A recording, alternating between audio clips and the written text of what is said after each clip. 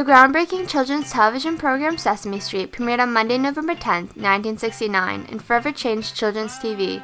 Sesame Street was founded with the goal of improving the academic abilities of disadvantaged children through television. While the show was originally written off due to its unique communication methods, soon after its premiere, it became an iconic part of American culture and later the world, reaching children in 120 different countries. Sesame Street radically changed children's educational television by pioneering a new method of communicating educational material, blending together traditional teaching methods, commercial entertainment strategies, and messages of racial inclusivity.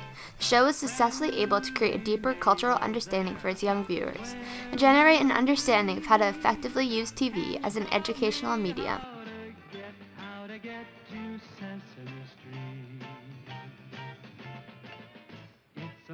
From the very beginning of children's television, companies capitalized on adolescents' fascination with TVs in order to market products.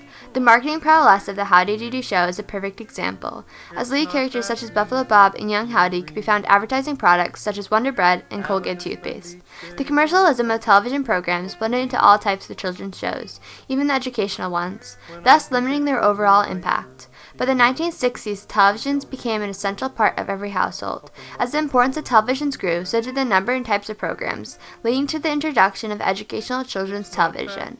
Programs such as Ding Dong School, Captain Kangaroo, and Romper Room were extremely popular with preschool-age children during this time, but were overall unimpactful in their audience's educational abilities. These programs took an unstructured approach to teaching, imparting a lesson here and there, but lacked the unified vision necessary to properly educate their audience. Children's educational television began to change in the late 1960s when psychologist Lloyd Morissette and television producer Joan Cooney united over their shared belief that TV could be a successful vehicle for children's education when proper communication methods are utilized.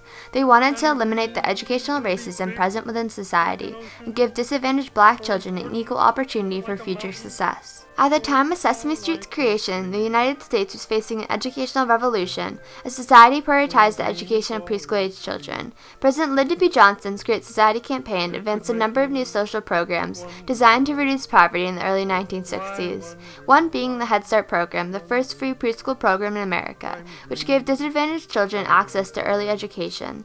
Ultimately, the program was only able to reach 10% of the target population.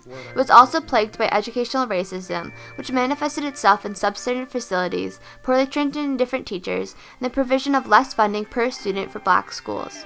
Black children as a whole in America face an acute shortage of resources and opportunity compared to the white peers. During the 1960s, the changes occurring during the Great Society campaign and the Civil Rights Movement had largely not yet made their way onto TV screens. Institutionalized racial discrimination and racial segregation were still present in popular shows.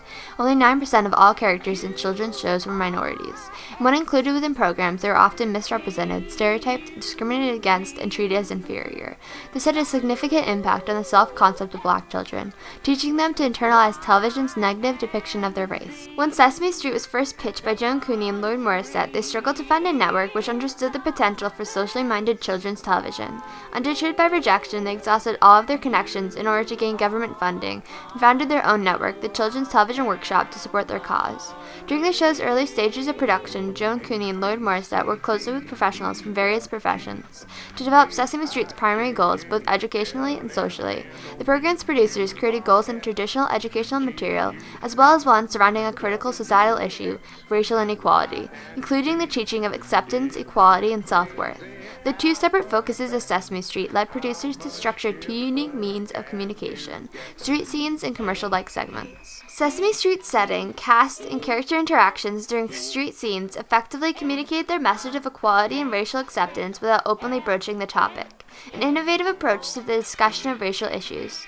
The setting of Sesame Street was based on the iconic brownstone buildings in New York City, made to look lived in and real with graffiti, trash cans, dirt, and signs of age and wear everywhere. The setting was used by the show to create connections between the cast and audience, and to communicate acceptance by destigmatizing inner-city neighborhoods. I was 5 years old when the show first aired, one of thousands of little girls on the south side of Chicago, sitting cross-legged in front of the TV. My neighborhood was a wonderful mix of races and ethnicities and income levels. So whenever I'd catch a glimpse of that funky, diverse street with a stoop and a grocery store, what I saw felt so familiar. Street scenes within Sesame Street depicted interactions between cast members, which at first seem insignificant but are in fact revolutionary due to the interracial cast. Sesame Street's integrated cast conveyed the concept of acceptance and equality to their audience. The show's black cast members were used by the producers in order to break racial stereotypes, communicating the concept of self-worth and confidence to its viewers. By breaking key stereotypes and demonstrating a happy, integrated community, the show also communicated the concept of racial acceptance to its white viewers. For the first time, white children in America were seeing positive representations of African Americans in key community roles, and they were seeing black and white children playing together as friends. Sesame Street also pioneered new communication strategies for educational material. The show's producers utilized open lines of communication with educational advisors and researchers in order to develop a new understanding of the best ways to communicate with its audience. One fundamental conclusion they found was that children were fascinated by commercials and could often memorize their jingles. The producers of the show took advantage of this knowledge in order to develop key aspects of the program, from the humor and music to the commercial-like segments. Following a commercial-like structure, Sesame Street also prioritized repetition as an effective means of communicating educational material. By the end of the first season, Sesame Street was able to reach 7 million out of the 12 million preschoolers in America. A report conducted in order to test the educational impact of the first season found that Sesame Street watchers could better identify letters, numbers, and body parts than non-watchers. On top of this, the disadvantaged youth that watched the show regularly made greater gains than middle-class children who watched the show infrequently. Sesame Street's ability to communicate self-worth to young black children had a positive impact on black image. A test run in the year prior to the show's premiere found that 4-year-old black children chose white dolls over black ones when given the choice between them. 1 year into the airing of the show, when given the same choice, the children would ask for the black doll.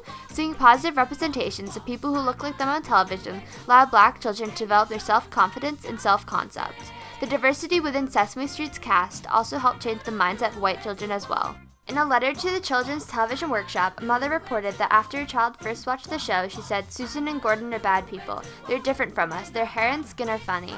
However, some days later, the child told her mother, "Susan and Gordon aren't really funny or bad. Now I know them, and every day they make me feel happy inside."